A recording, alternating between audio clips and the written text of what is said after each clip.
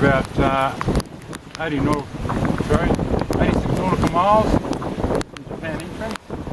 Gale Force winds, Martin steering, and we're hoping to survive this for another 4 hours.